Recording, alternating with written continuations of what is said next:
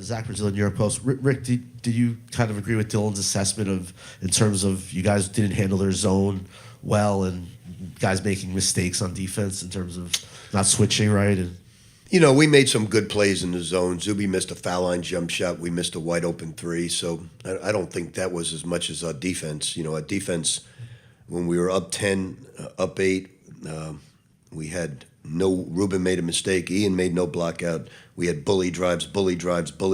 So it was our defense that broke down, but just it wasn't so much not being at the right place. We just got bullied to the basket, and they do that to a lot of teams. That's why they're the number one ranked team in the country. We couldn't defend the bully drives. Connor with The Athletic. Rick, John Shire just said that Caleb Foster had no business playing in this game. But given what he did, do you feel like that was the difference between ultimately winning and losing? No, I think that it was our defense that couldn't defend them. I don't think it was one player. He did play very well, certainly. But, it was a big lift for them to have him. I would have rather played without him, but I didn't get that choice. Center of the room in the back. Let's get him that microphone on the left. Hi, Noah Zimmerman with the Queen's Ledger. Rick, obviously Duke did a great job on the boards. Did you think that your spacing and with the amount of three-pointers you were putting up, that had any impact on how few rebounds you were able to pull down today? No, it was. We had to win the 3-point line. It was our only chance to beat them. But if you break the game down, and I just watched the last 12 minutes because we just sat in a room, it was just the drives to the basket that we could not guard. So Duke has been doing that to a lot of people. Our guys gave a valiant effort. You can see how disappointed they are. We believed we were going to win this game. We're all very disappointed, but I told our guys, look, been in this situation before. You trained all year like you trained in the Olympics, and our front court was 18 for 31 offensively. But you're at the podium right now, and you got a bronze medal around your neck because you won the Big East regular, Big East championship, and you got the bronze medal. It's not as good as the gold. It's not as good as the silver. But you got a bronze, and you should feel very, very proud of that. On the right side in the back, Mike. Mike McCarron, New York Post. Rick, a lot of cynicism has crept into this game the last couple of years. It's a transactional game. What does it tell you about your two players leaving the podium in tears? Well, this team was one of the most unique teams I've had in 52 years. Never one argument amongst the players, impossible, summer and regular season.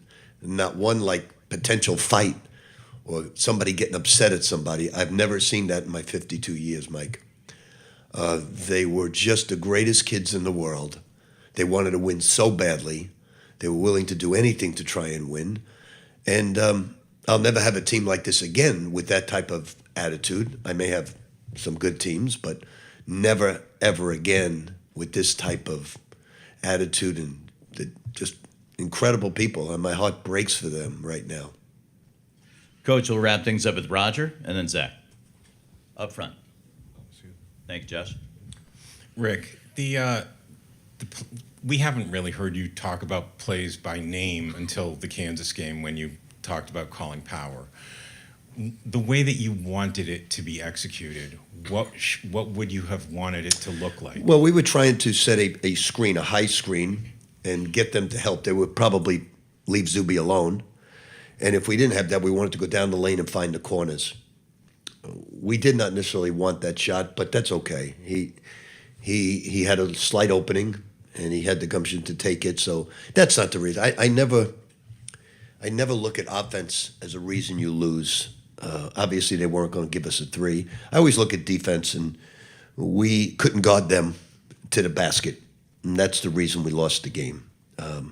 Simple as that. We made our mistakes. It's no one's fault. They all tried their tails off to win this game. Very proud of them. Each and every one of them very proud of. So it wasn't that he didn't run the play correctly. It's just that he missed the shot.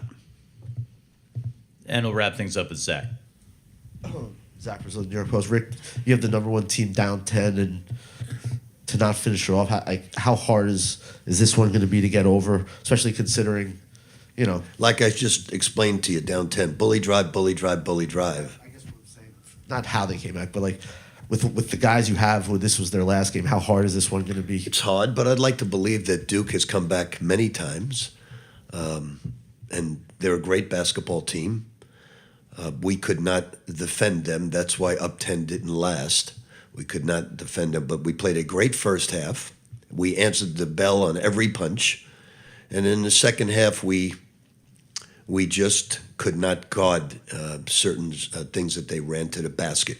If we could have, if we were a little bit more bigger and more physical there, probably could have made a difference, but we did not.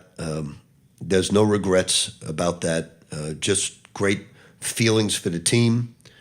You can see how much it hurt them. They certainly will not play again together, and that's the difficulty about a new team potentially. So we'll all take some time off and just look back. I think each and every day, as we have in the past, with great pride in what they did, the fight that they had, the people they were, and then we all take some time off because it's much needed. Thank you all for the support.